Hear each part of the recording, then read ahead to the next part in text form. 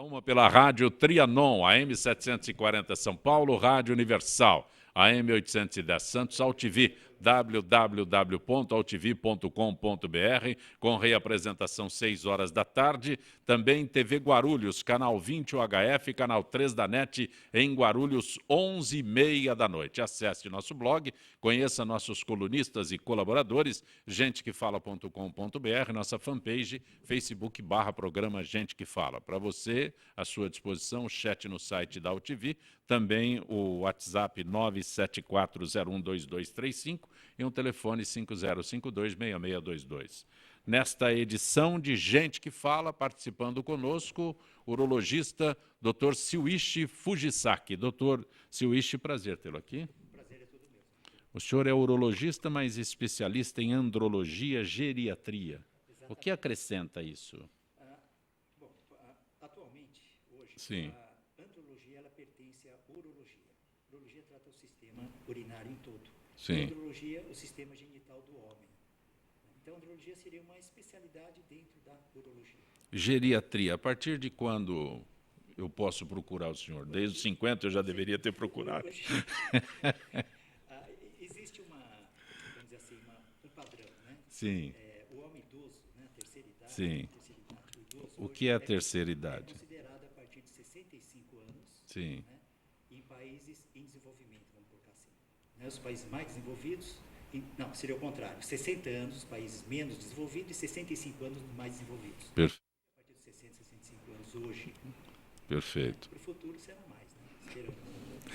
Doutor José Néder Neto, prazer tê-lo aqui, doutor José Néder. Prazer é todo meu, obrigado pelo convite. O senhor é cirurgião plástico. Isso, cirurgião plástico, parte reparadora, parte estética. O que é parte reparadora e parte estética, Bom, por favor? Tem crianças que nascem, por exemplo, um lábio leporino, uma orelha em abano, aí entra mais na parte reparadora, né? O que chamamos de parte estética é o tratamento, por exemplo, uma flacidez em mama, uma queda em mama, pós-gestacional ou não, aí a gente pode estar realizando essa correção.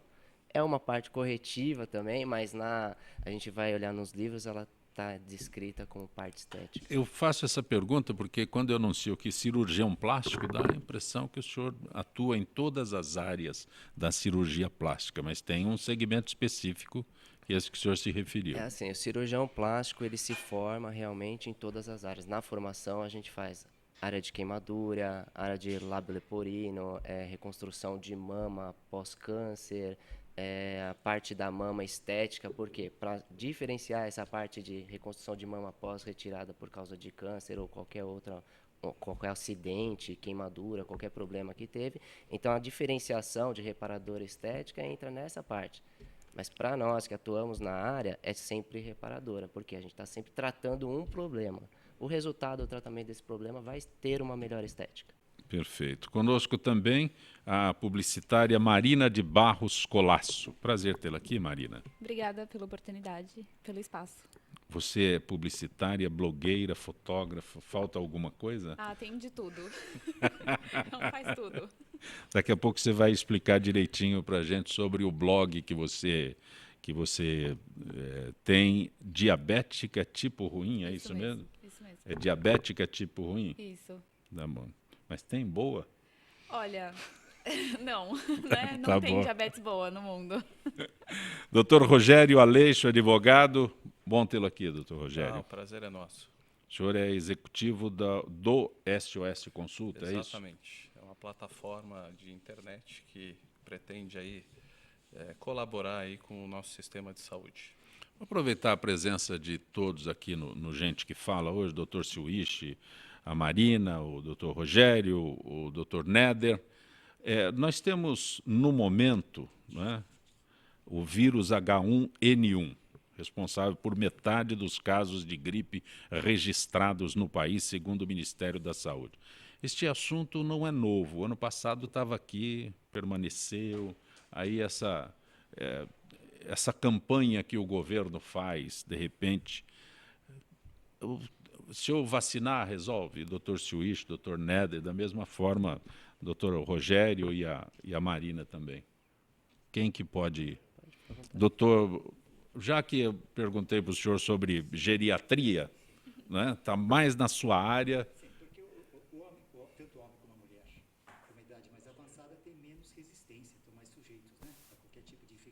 doenças. Voltando agora, com relação às vacinas, veja bem, realmente não tem conhecimento mais profundo, mas de toda forma, ela vai atenuar, vai diminuir, vamos dizer assim, a condição de se adquirir essa infecção, né? Vai diminuir o risco dessa virose. Eu daria a seguinte colocação. Normalmente, os processos infecciosos, mesmo os viróticos, né, eles incidem numa frequência maior ou menor em função de diferentes condições. E uma delas é a climática, né? Então, eu acredito que com essas diferenças climáticas, de mais frio, menos frio, mais calor, acompanhando as alterações climáticas, aumentam a incidência ou diminuem de determinadas doenças, inclusive do vírus, né, da gripe. Perfeito. Bom, é um problema Esse é um sazonal. assunto muito atual, por isso que eu estou abordando Sim, com todos aqui. Todo ano as gripes são assuntos atuais, né? Porque é problema sazonal, como outros que temos no Brasil.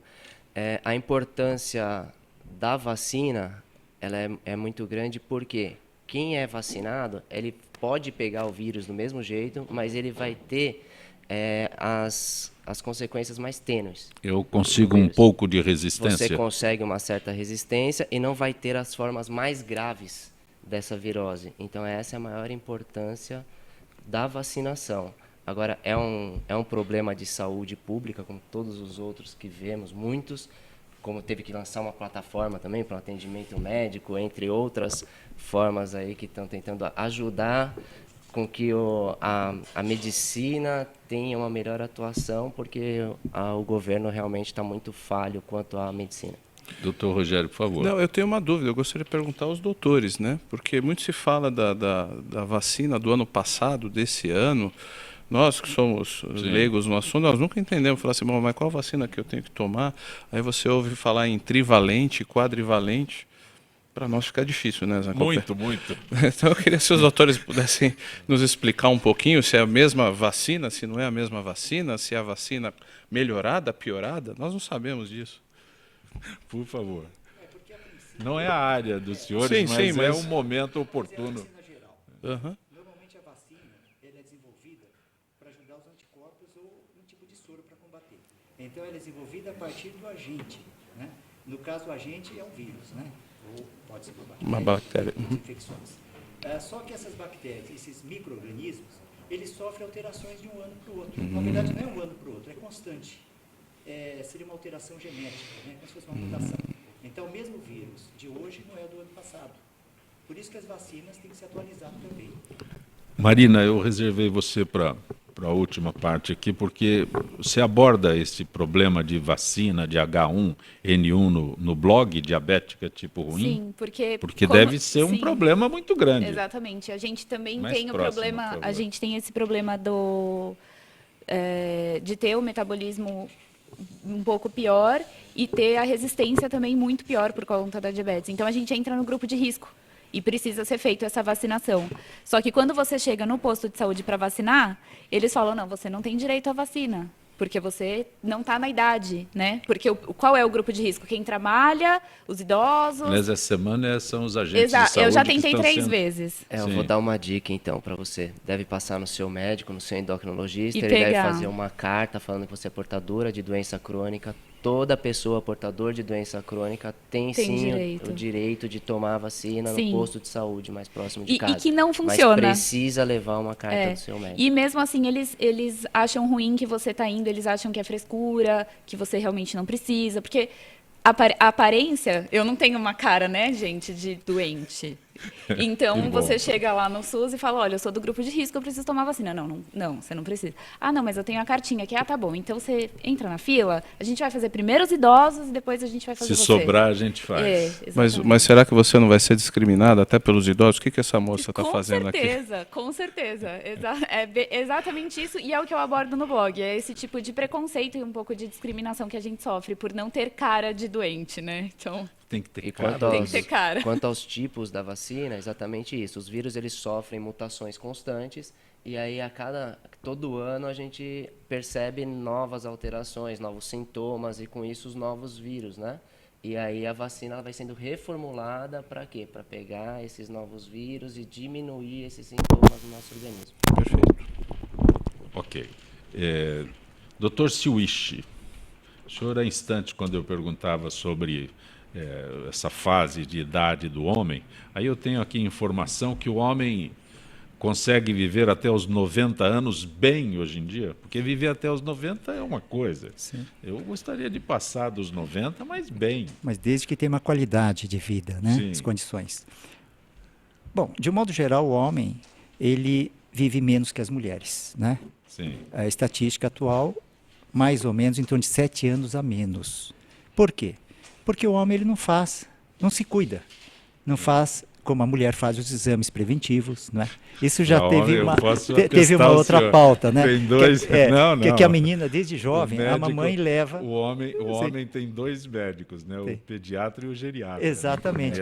Nesse meio termo, já a partir da adolescência, a mamãe já não leva mais o garoto, né? O menino. Então ele só vai buscar o médico realmente a partir dos 40, 50, quando der um problema, exatamente. Mas, doutor, nós temos muito medo de agulha. Nós não gostamos de ir no médico por isso. Sim. É que a mulher, aos 13 anos, 14, ela já visualiza o sangue, né? Aquelas dores também, né? E o homem, ele nunca viu sangue. Então, quando ele vê uma gota, para ele é... É um transtorno. É um transtorno. Exatamente. Realmente. Mas quando se diz viver bem, Sim. o que é o conceito desse deve cuidar da saúde para viver bem? Sim. Seria, vamos dizer assim... Voltando àquele assunto, eu Sim. só vou procurar se eu tiver mal. Tiver mal, exatamente. Se eu não Tem as tiver condições mal, básicas. passo longe do seu consultório. Tem as condições básicas, né, para poder se viver. A locomoção, a visão, a audição, não é? Mas todas essas condições, essa sensibilidade, ela pode se perder no meio do caminho, através de alguma doença, alguma intercorrência. Inclusive, em função da própria idade, existe uma diminuição da resposta. O organismo ele vai realmente... Né? Então, a prevenção seria prolongar esse tecido. Então, um tecido bem cuidado, ele vai ter uma vida útil maior. Né? Então, um exemplo para o homem, né, com relação à parte hormonal. É muito importante, porque os hormônios controlam todo quanto é tecido. Né? Então, um dos hormônios que o homem tem é o hormônio masculino, que é da testosterona, o hormônio masculino. Mas ele vai declinando, principalmente a partir dos 40 anos. Né? Então, vamos colocar da seguinte forma, bem direto. O hormônio masculino ele está diretamente relacionado à libido, à vontade sexual. E o homem, aos 40 anos, ele já perdeu 50% da libido. Olha. E aos 70 anos, 75% da libido. Então, não é à toa que ele fica, desculpe o termo, né? É muito comum ele não ter muito interesse quando ele chega a uma certa idade. Por quê? Por causa da baixa dos hormônios. Não é isso? Só que esse hormônio é muito importante para a manutenção dos tecidos de ordem geral. Desde a prevenção de osteoporose, a massa muscular, atividade também mental também.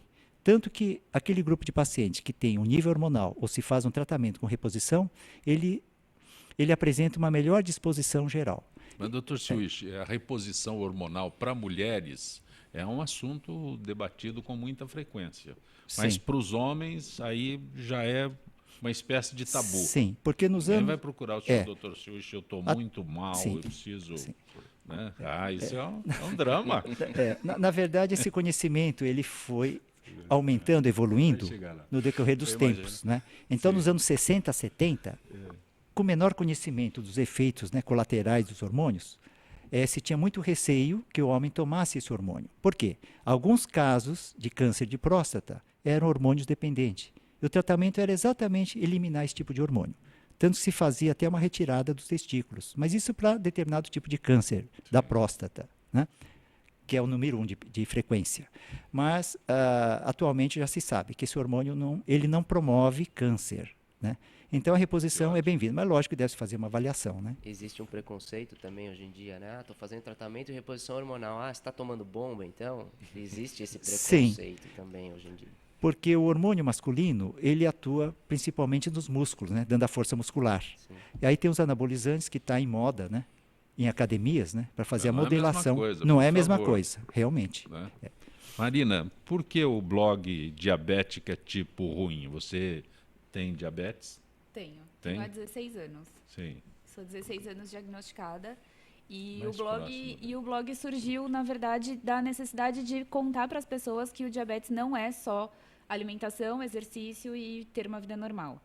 Então, a gente não tem uma vida normal. Por isso que chama o tipo ruim. Porque é muito ruim você ter a doença, só que você não tem uma escolha. Ou você trata e cuida, ou você morre.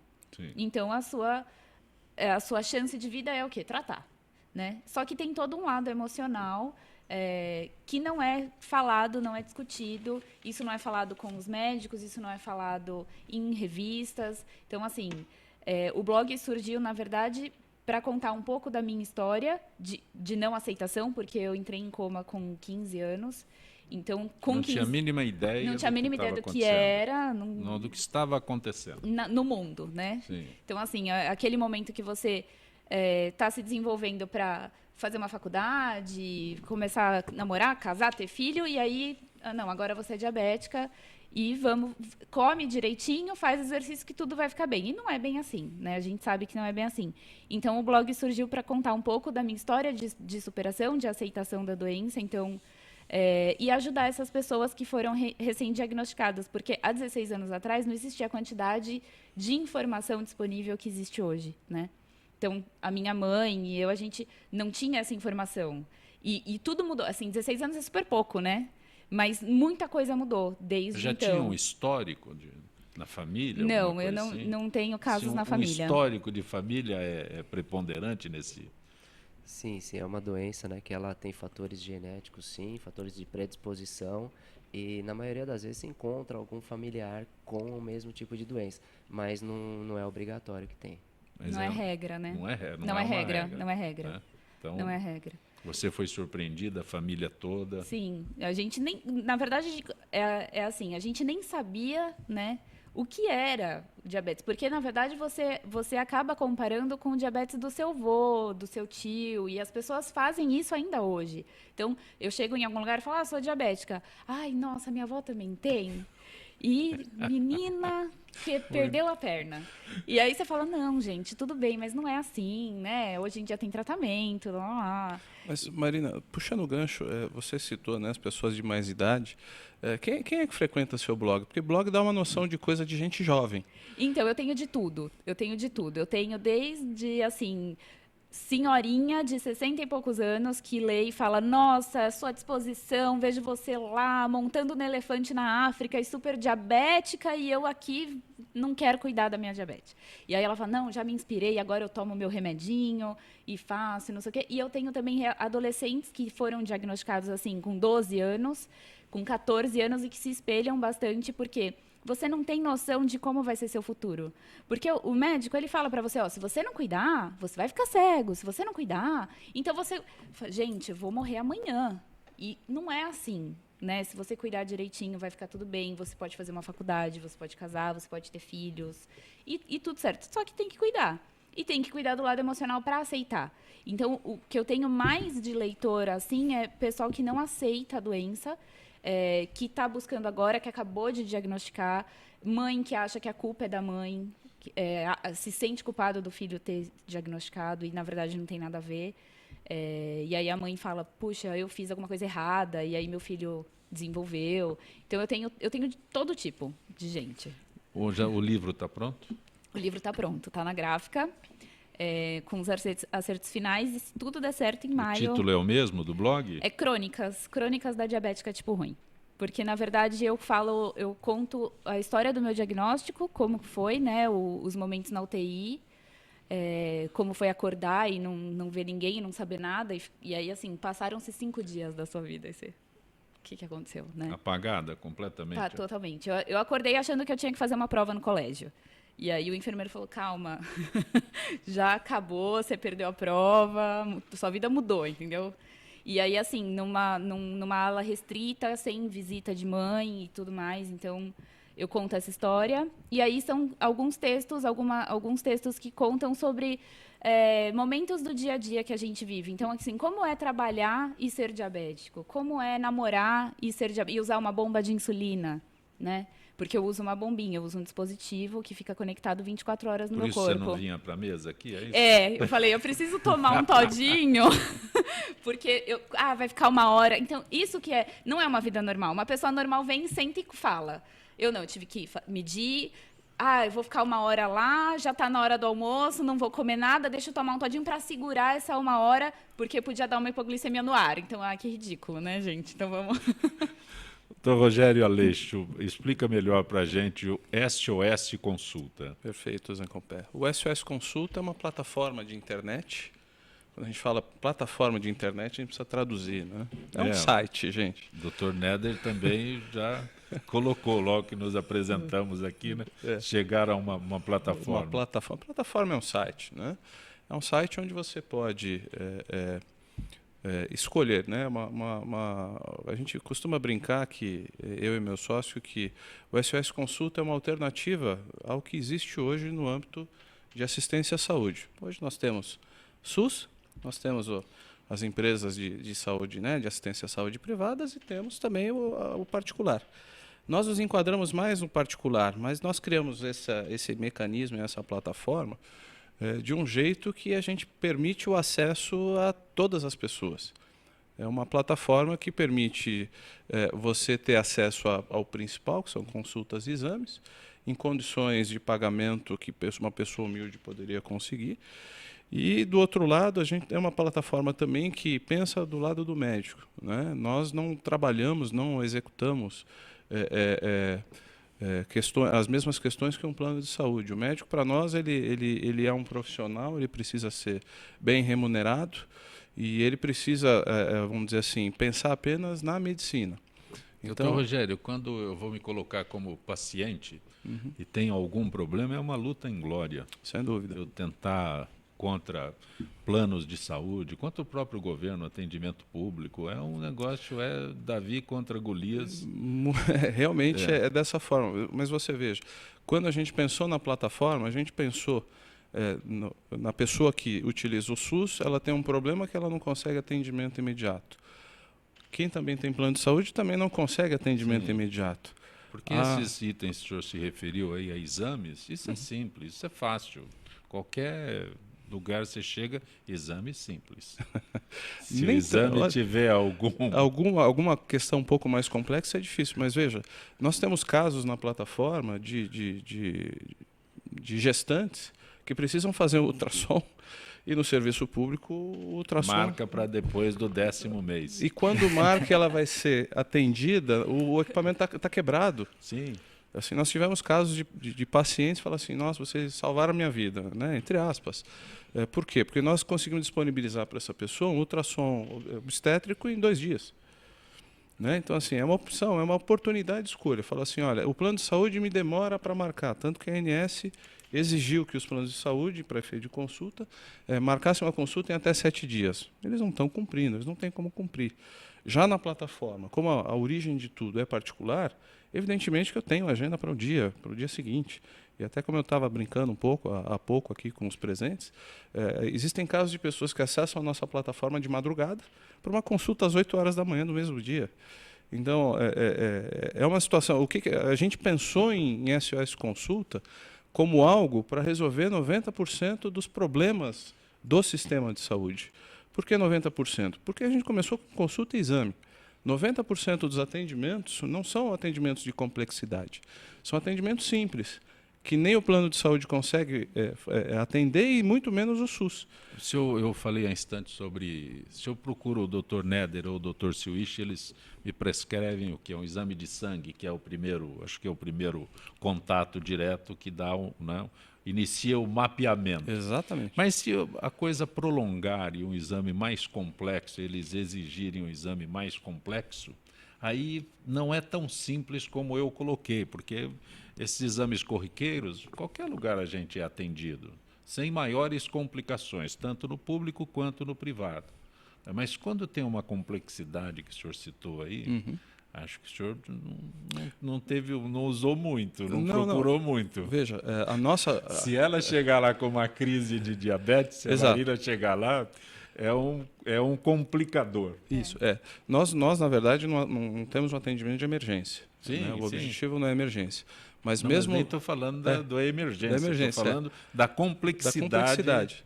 Mas o que a nossa plataforma disponibiliza? Né? Graças ao empenho aí dos profissionais e até os médicos terem entendido que é um sistema novo, que pode dar certo, mesmo esses exames de altíssima complexidade, nós disponibilizamos.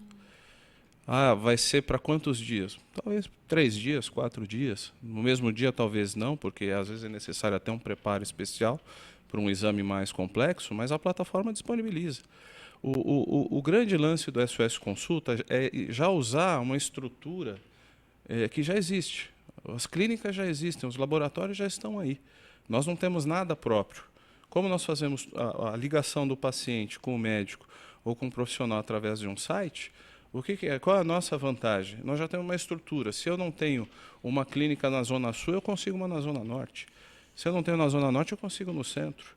Ou seja, nós temos esse acesso facilitado, nós temos essa condição de um atendimento rápido, muito mais rápido até do que SUS e plano de saúde. Porque se eu ligar direto para o plano de saúde?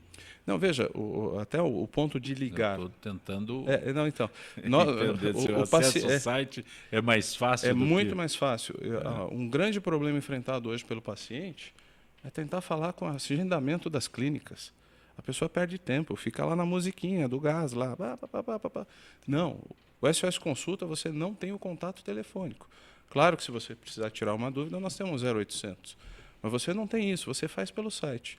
Em 3 minutos, você pode contratar uma consulta ou um exame. Perfeito. Doutor Neder, a gente vai para o intervalo, daqui a pouco, no retorno que a gente fizer aqui, eu gostaria de abordar com o senhor procedimentos pós-bariátricos, é isso? Isso é um assunto bem extenso e bem legal e importante também, Perfeito. Porque pós grandes perdas sobra muita pele e é bom tratar. Gente que fala retornará em instantes.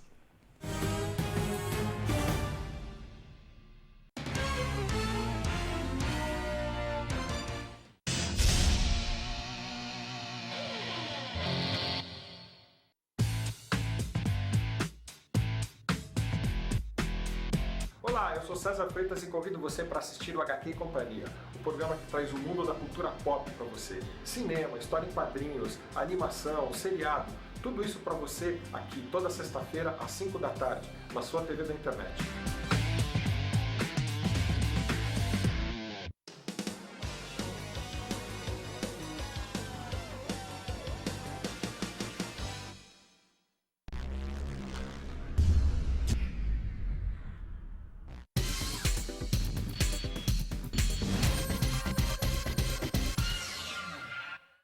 Pessoal, tudo bem? Meu nome é Rafaela Bacic e toda quarta-feira na UTV eu apresento o programa Dicas da Rafinha e hoje eu tô aqui pra falar pra vocês que em homenagem aos 14 anos da UTV, eles criaram o primeiro portal marketplace, que é o UTV Shop. O que é o UTV Shop? É uma grande oportunidade de você ser um empreendedor digital sem precisar gastar muito dinheiro. É só você entrar em utvshop.com.br, escolher o plano que você quer para montar a sua loja virtual e selecionar entre os mais de 1 milhão de produtos quais que você quer colocar na sua loja. Aí é só divulgar nas suas redes sociais e todo mundo que comprar ali pela sua lojinha, você ganha uma comissão em cima de cada produto. Então é uma grande oportunidade para você ganhar um dinheirinho extra, para você ser um empreendedor sem precisar correr muitos riscos, porque você não precisa se preocupar com o fornecedor, que já são grandes nomes do mercado, parceiros da UTV Shop. Você só vai selecionar o produto, colocar na sua lojinha e divulgar nas suas redes sociais. Não precisa se preocupar com entrega também, porque os fornecedores já fazem tudo isso para você. Então,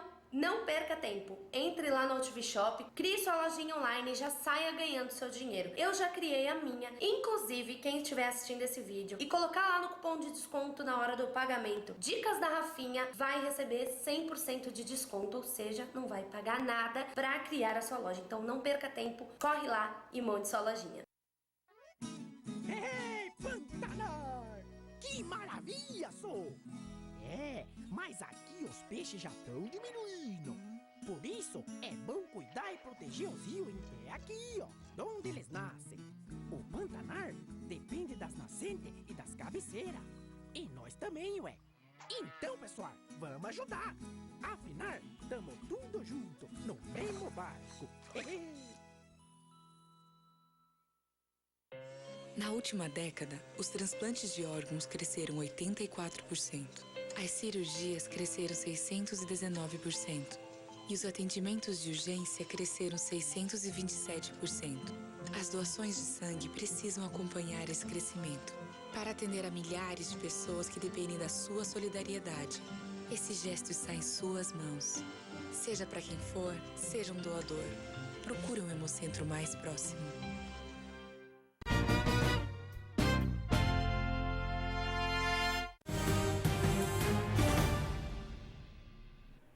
Gente que fala pela Rádio Trianon, AM 740 São Paulo, Rádio Universal, AM 810 Santos, AltV, www.altv.com.br, reapresentação 6 da tarde, também TV Guarulhos, canal 20 UHF, canal 3 da NET, em Guarulhos, 11h30 da noite. Acesse nosso blog, conheça nossos colunistas e colaboradores, gentequefala.com.br, nossa fanpage Facebook /programa Gente que Fala. Conosco hoje, o urologista Dr. Shuichi Fujisaki, a publicitária Marina de Barros Colasso, que é autora do blog Diabética Tipo Ruim, o advogado Dr. Rogério Aleixo, que é diretor do SOS Consulta, cirurgião plástico Dr. José Néder Neto. Dr. Néder, eu não gosto muito de usar esse termo de moda, né? Mas há alguns tempos a cirurgia bariátrica tem sido realizada com muita intensidade. Depois de passar por uma cirurgia bariátrica, o senhor como cirurgião plástico, quando a pessoa deve procurá-lo? Deve haver um espaço de tempo. A pessoa não deve sair de uma cirurgia bariátrica, imagino, né? Eu sou leigo no assunto, por isso que eu preciso do senhor.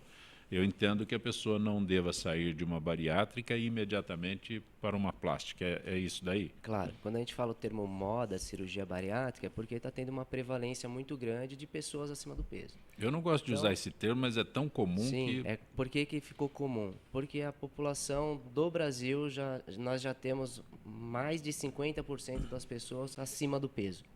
Isso também acaba sendo um problema de saúde. Tá? A pessoa que está com indicação para uma cirurgia bariátrica são as pessoas que têm obesidade severa ou obesidade mórbida. Então, são Qual é a diferença? Obesidade severa ou então, obesidade tem o mórbida? índice de massa corporal, ele tem normal, sobrepeso, obesidade grau 1, obesidade severa, obesidade mórbida.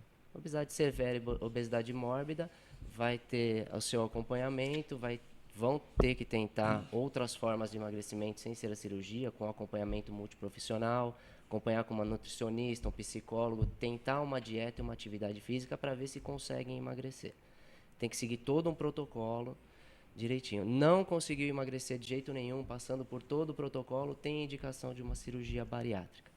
Tá? A pessoa foi lá, teve a indicação de cirurgia bariátrica, operou. Qual é o acompanhamento? Mesmo acompanhamento multiprofissional, nutricionista, bariátrica, atividade física e emagrecimento. Tem uma meta de emagrecimento, que é chegar o mais próximo possível do IMC normal, índice de massa corporal normal, que seria o paciente eutrófico, né? Paciente de peso normal para aquela altura.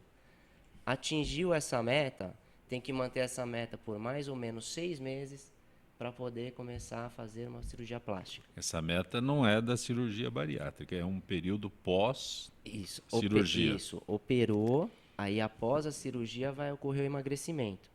Esse emagrecimento ele é acompanhado pela equipe toda, nutricionista, o médico que operou, o cirurgião, o psicólogo, tudo para que tenha esse emagrecimento da melhor forma possível, mais saudável possível, e que depois que alcançou esse emagrecimento, mantenha ele por um período o mais longo possível. Por que não pode já sair da mesa da cirurgia bariátrica com uma redução de pele? Posso colocar assim? Porque assim, acabou a cirurgia bariátrica, a pessoa está no mesmo peso. Do mesmo tamanho, então ainda não está com aquela sobra de pele. Terminou a cirurgia, a pessoa está com o mesmo volume ainda? Claro, a cirurgia ela é feita no estômago, parte intestinal, é a redução da capacidade do estômago e aí depende da técnica que for utilizada, né? Então acabou a cirurgia, a pessoa está com o mesmo peso.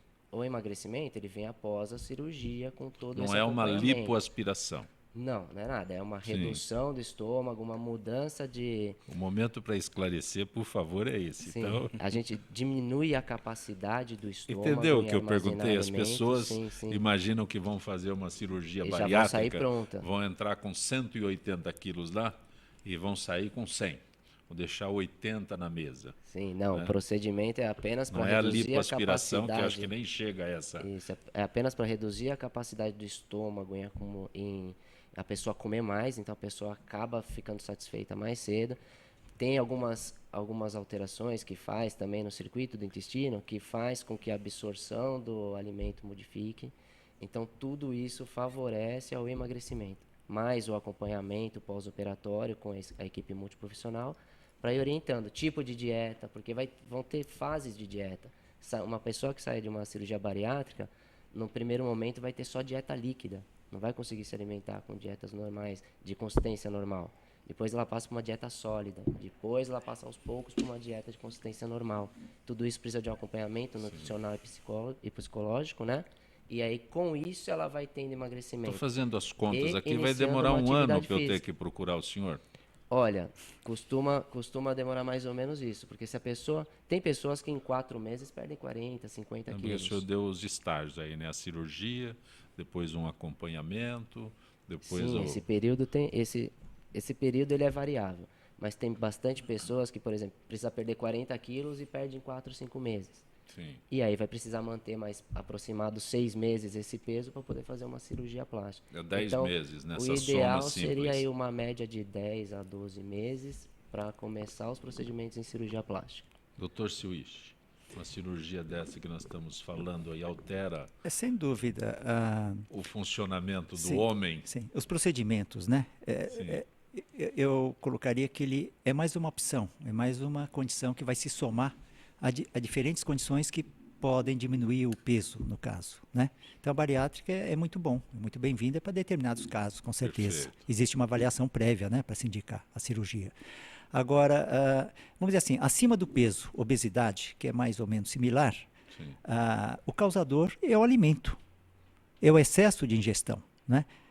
Então, do meu ponto de vista, tem uma estatística que no mundo, dos obesos, 2% da população mundial é obesa. População norte-americana, 8% é obesa. Qual seria a explicação? Então, a maioria seria a diferença da qualidade ou quantidade de alimentos. Ou seja, no globo geral, existe o pessoal está se alimentando menos. Sim. E numa região em que existe, vamos dizer assim, uma condição melhor, né, economicamente, a população está se alimentando mais. Então, o norte-americano ele tem, vamos colocar, numa estatística de 8% de obesos e a mundial 2%. Né? Então, veja que está diretamente relacionado à ingestão de alimentos. Quando a gente fala de obesos, a gente não fala de sobrepeso em geral. Sim. Você está falando dessas Sim, pessoas que obesidade. têm problema com obesidade. Perfeito, Por isso, perfeito. 8%. Se for Não é um falar em sobrepeso, sobrepeso, né? é acima de 50% Sim. da população. Perfeito. Doutor Siuichi, um assunto muito delicado para o homem conversar com quem quer que seja sobre disfunção erétil. Porque no Brasil quem mente mais é melhor, né? Mas até que ele se conscientize de que ele tem que procurar o Dr. Siuichi, deve ser um momento muito difícil para chegar lá. Dr. Siuichi, eu estou com um problema de funcionamento. Sim. A parte sexual, a parte da ereção, né? Vamos colocar da seguinte forma. Desde o período da infância, a criança também, essa parte genital é muito íntima, muito particular e não é comentado dentro da família. Então, existe essa forma de não se comentar qualquer problema também. Agora, com relação ao idoso, veja, com a medicina, com essa evolução, com essa reposição hormonal, é lógico que ele vai ter mais vontade sexual. Não é? Quando ele tiver aos 70 anos, mais ou menos, 75% não vai ter uma queda da libido, né? Vamos colocar assim. Então, com a reposição hormonal, vai retornar essa vontade sexual. A expectativa de vida está aumentando, 90, 100 para mais, não é isso?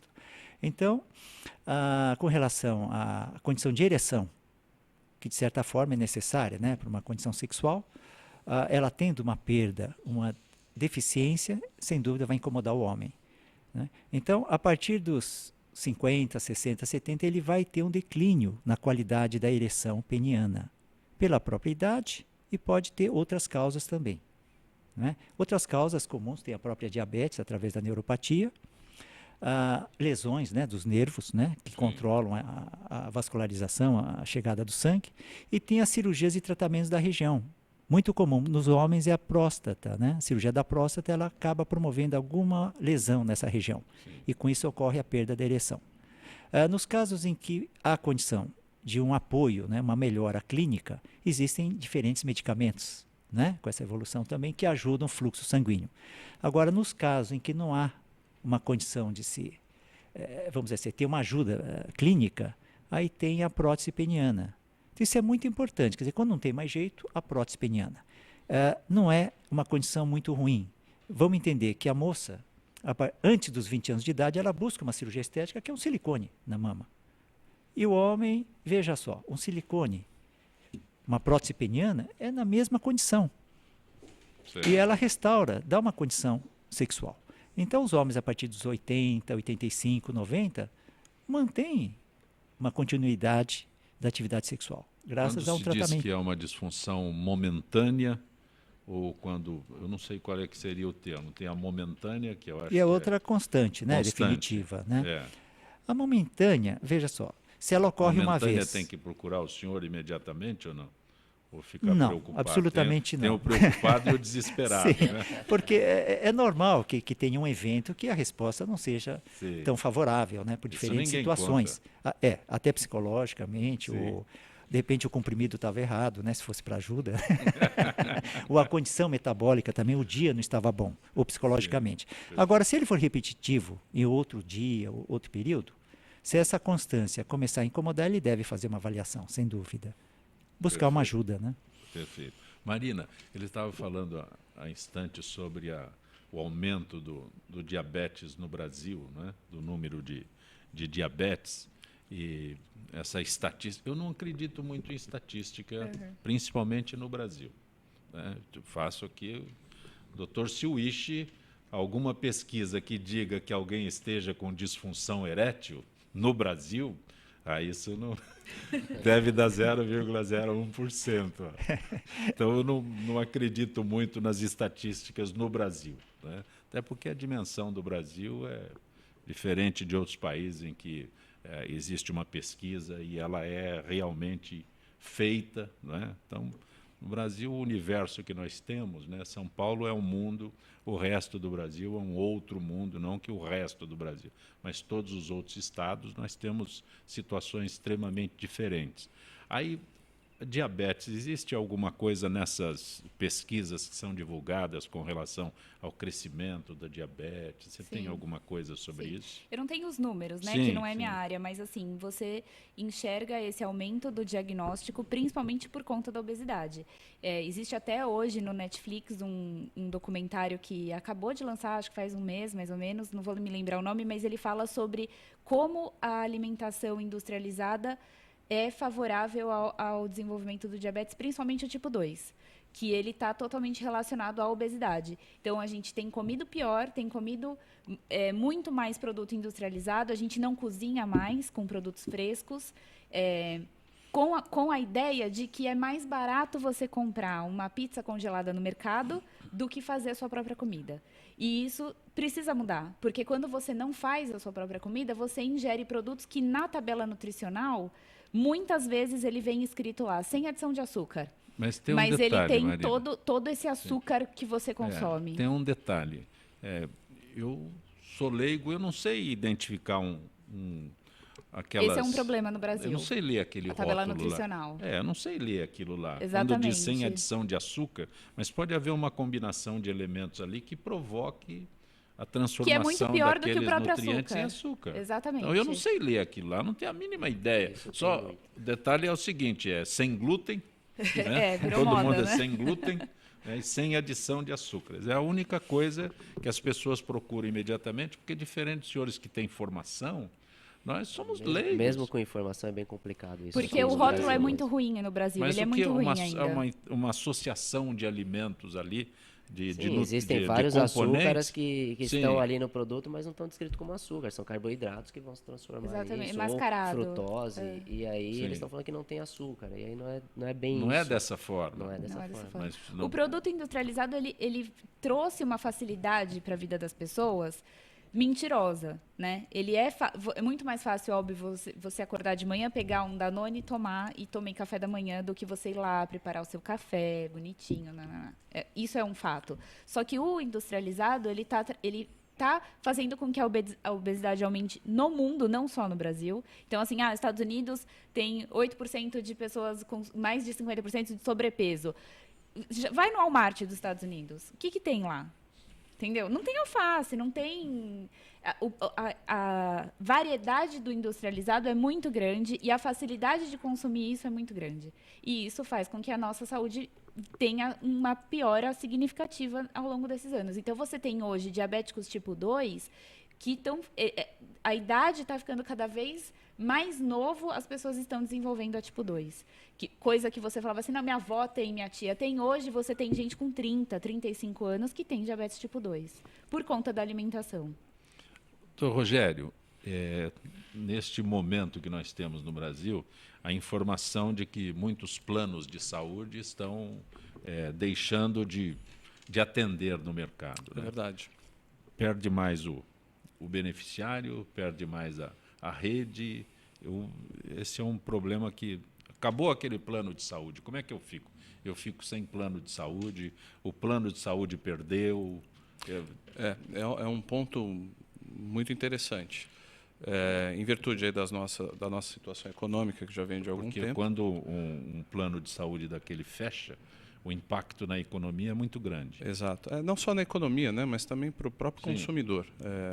Nós que acompanhamos de perto o setor, a gente sempre consulta o site da ANS e não é incomum você verificar as intervenções da própria ANS dentro de planos de saúde, né? E o que a gente vê publicado, e eu tenho visto com mais frequência, publicado não só no Diário Oficial como na própria ANS, são situações em que o plano fecha e que o paciente, então, tem 60 dias para procurar um novo plano de saúde sem carência. Se quem tiver curiosidade pode entrar no site da ANS, tem um item lá, plano de saúde, existe uma página lá do consumidor. Isso assim, é assustador, né? Na verdade, você vê a cada 15 dias, uma vez por semana, um plano de saúde ou sob investigação, um plano de saúde que encerrou as atividades e os pacientes precisam buscar urgentemente apoio de um novo plano. E você ainda, além disso, tem um outro problema. As pessoas estão sem condições econômicas de pagar um plano de saúde. Hoje, o grande X, e você disse que não gosta de estatísticas aqui, o ano passado... Não acredito nas estatísticas do Brasil. Não é que não acredita muito nas nossas estatísticas, né? Algumas que estão sendo lançadas para nós não são verdadeiras mesmo. A gente acha que é muito mais. Né? Mais pessoas estão deixando de ser atendidas por plano de saúde. Subavaliadas. Exatamente. Então, o ano passado você tinha uma estimativa de 50 milhões de pessoas cobertas por planos de saúde. E que o número expressivo dessas 50 milhões deixaram o sistema. Pois bem, eu acho que é muito mais. Mas por que você está falando isso, Rogério? Porque a própria percepção do nosso site, da nossa plataforma. As pessoas que estão nos procurando, na maior parte das vezes, eram pessoas que podiam pagar um plano de saúde e que deixaram de pagar por questões econômicas. Nós temos um serviço que faz uma avaliação do atendimento, perguntamos normalmente a origem, falamos, qual é a origem, né? Como é que você soube da gente? E a pergunta, você tem ou tinha plano de saúde? A resposta em 90% dos casos é essa. Né? Mas então, com relação ao desemprego que está crescente, as pessoas perdem o plano. As pessoas perdem, apesar de ter a opção, né, de uma vez desempregada, se o plano era um plano da empresa, ela tem a opção de continuar a pagar. É opção. Então, é o que diz a lei. Isso era um problema. Isso é o que diz a lei. Mas pergunte a algum desempregado se a empresa mantém esse... Não a empresa, né? Ele tem a opção de buscar e pagar. Mas aí ele tem que fazer uma escolha. Eu pago o condomínio, eu pago o plano de saúde. Eu pago a escola do meu filho, eu pago o plano de saúde. É um problema muito sério, né? Então, infelizmente... Porque a lei dizia que a empresa deveria manter o... por mais um período. Algumas convenções coletivas mais ainda. Né? Esse período demora uma semana, 15 dias, que é o tempo de assinar lá. É verdade. Mas então, assim, isso, né, traz esse grupo de pessoas ao nosso site, à nossa plataforma. E eu não estou falando de gente da classe C, eu estou falando da A e B. Né? Assim, a expectativa inicial era atender gente numa camada mais baixa, e o que nós percebemos é que nós estamos atendendo uma camada mais alta. De quem? De quem perdeu o emprego. Dr. Neder, há instantes, quando a gente falava sobre bariátrica, eu fiz referência à lipoaspiração. Aqui diz que lipoaspiração depende da sinceridade do paciente Não, qualquer consulta médica a gente precisa da sinceridade do paciente. Porque você está lá se dispondo a fazer uma cirurgia ou a saber sobre uma cirurgia. Aí você não conta para mim que toma um remédio natural que afina o sangue e vai causar sangramento durante a cirurgia. Então isso depende muito da sinceridade do paciente. Hoje em dia eu tenho que perguntar assim, você toma algum remédio? Não. Aí eu tenho que complementar. Nem natural, nem nenhuma fórmula, nem nenhuma erva. Ah, eu tomo sim, eu tomo proteína, eu tomo não sei o quê, eu tomo uma fórmula que não sei quem me passou. E esses remédios podem sim alterar um procedimento cirúrgico, No caso da Marina, quando ela sangramento. chega a algum médico e diz eu sou diabética, né? Aí parece que já cria um bloqueio muito grande. Não, é um estado comum, muitas pessoas têm, né? É a única coisa que a gente solicita em pacientes diabéticos, no caso dela é um diabetes um pouco mais grave, né? É que esteja controlada a glicemia dessa paciente e que o médico dela nos oriente. Pode operar, não pode operar, tem alguma restrição, tenho que fazer algum procedimento, usar alguma medicação durante o ato, você quer acompanhar o ato cirúrgico junto ou não, e aí são itens de segurança para esse tipo de paciente. Mas não tem assim uma contraindicação absoluta à cirurgia desde que ele esteja estável. Eu imagino que o Dr. Swish tenha que ter assim uma conversa com o paciente muito delicada para poder extrair as informações desse paciente. Sim, imagina o tipo de paciente dele, pode ter mais vergonha de contar as Sim, coisas. sim. E essa sinceridade vai contar também, até para ele ter um bom resultado no tratamento. Mas, senhor, pois não. Não, é uma questão. Eu, como advogado, conheço um pouco do assunto e os nossos clientes sempre perguntavam: olha, doutor Aleixo, você precisa produzir um termo de consentimento informado. E eu fico imaginando aqui, ouvindo o Dr. Neder, que ele precisa saber até da vitamina que o cidadão, ou o chazinho que o cidadão está tomando. Se eu não tenho que perguntar nesse termo de consentimento informado, se ele toma chá A, chá B, se ele toma Coca-Cola, se ele não toma, né? Assim, chega um ponto que a gente fica preocupado, fala assim, poxa vida, então quer dizer que eu vou fazer um procedimento cirúrgico, se eu não for 100% honesto com o meu médico. Agora, o meu médico também corre o risco de não saber se eu estou sendo honesto com ele. Né? Isso é uma coisa muito preocupante. Como é que vocês trabalham isso? Está cada vez mais complicado, né, a gente descobrir essas coisas. O paciente conta até onde lembra ou até onde ele quer. E o resto a gente assume um risco. Assume o risco. Mas veja só, existem protocolos pré-operatórios, né? Então, de ordem física, existem os exames laboratoriais, né? Basicamente de coagulação ou alguma alteração metabólica, por exemplo, a diabetes. Mas desde que esteja tudo em ordem, dentro desse protocolo, os resultados dos exames dentro da faixa, né, que se pode, aí sim se pode fazer a cirurgia. Não é isso? É um pré-operatório. Agora, com relação aos medicamentos que estão tomando, eu não vejo omissão, não. Veja, quais são os medicamentos de uso diário, né? Isso que é o mais importante. Não, estou tomando anticoagulante, então deve suspender. O medicamento que o cardiologista receitou, quais são os medicamentos? Normalmente eles têm Está tudo anotado. Ó, doutor, quando é muito, ele traz escrito, sabe? São esse aqui, tá? Tá. Aí nós avaliamos. A maioria né? realmente faz isso, e claro que temos um monte de avaliações com exames pré-operatórios, avaliação do cardiologista, nesses casos. Cardiologia, inclusive. Tudo isso a gente faz. Mas normalmente quando a pessoa usa medicamentos, os chamados naturais, elas não contam. Sim. Elas não Elas consideram, não consideram aquilo uma como medicação. remédio. Aqueles que Elas são não te vendidos, contam. aqueles que são vendidos liberadamente, Sim. olha, você vai emagrecer Farmácia não sei verde, quanto. ou o chazinho que não sei quem falou para eu tomar, tudo isso também altera a coagulação, não aparece no Sem dúvida. exame, afina o sangue e na hora da cirurgia sangra mais. E às vezes pode favorecer um hematoma pós-operatório ou alguma complicação durante a cirurgia. Então é muito importante sim a sinceridade deles e que contem tudo que lembrar de preferência. Dr. Swish, para encerrar o nosso bate-papo sempre proveitoso, o exame do PSA substitui o exame de toque?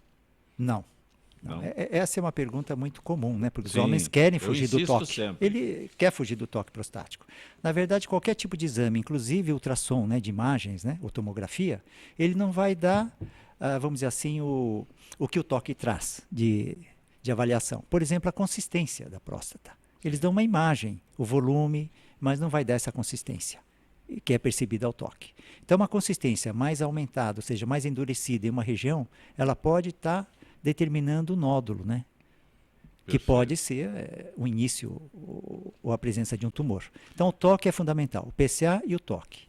Como é que localiza? O senhor tem algum site, algum endereço eletrônico? Pois não. Que seria saudeh.com.br. Saudeh.com.br. Isso, para qualquer informação. Saudeh.com.br. Isso. É sempre muito bom tê-lo aqui no nosso Gente Obrigado, que Fala. Zancopé. Marina, é só diabética tipo ruim, a gente acha você? Sim, eu tenho uma página no Facebook, canal no YouTube, Instagram, todos Sempre com esse título? Sempre com o mesmo título.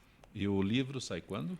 Começo de maio, se tudo der certo. Gráfica não atrasar, deuses dos livros diz amém. Precisa contar pra gente aqui quando estiver pronto o livro, tá? Maio. A noite de autógrafo que você vai, com certeza, realizar, tá bom? Obrigada pela oportunidade. Foi tudo bem, sem problemas de...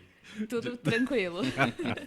Doutor Rogério Aleixo, como é que se acessa a SOS Consulta? Muito simples, www.sosconsulta.com.br. Muito simples. Grato por ter vindo ao Gente que Fala. Doutor Néder, algum endereço que possa... Só quero fazer um adendo antes. Pois não. Quanto ao termo de consentimento informado, a Sociedade Brasileira de Cirurgia Plástica para Cirurgia Plástica lançou os termos de acordo com cada cirurgia no site da Sociedade Brasileira de Cirurgia Plástica, então a gente segue isso que eles nos orientam. Perfeito. Mas com certeza não dá para colocar tudo. Bom, o site é josenedernet.com.br mesmo. É bom tê-lo aqui no nosso Gente que Fala. Eu que agradeço, obrigado. Direção-geral do jornalista Fausto Camunha, diretora de produção Zenilda Salvato, redação Pedro Esquiavon, produção cultural Ricardo Godoy, na Rádio Trianon, Benebene, Cléo Rodrigues, Neildo Neres, Ricardo Valim, na direção da TV Guarulhos, Fernando Mauro, na direção da UTV Alberto Luquete, na técnica James Eduardo, Marcelo Fontan, Sérgio Oliveira e Iago Matsumoto. Estaremos de volta amanhã, meio-dia. Gratos, até lá.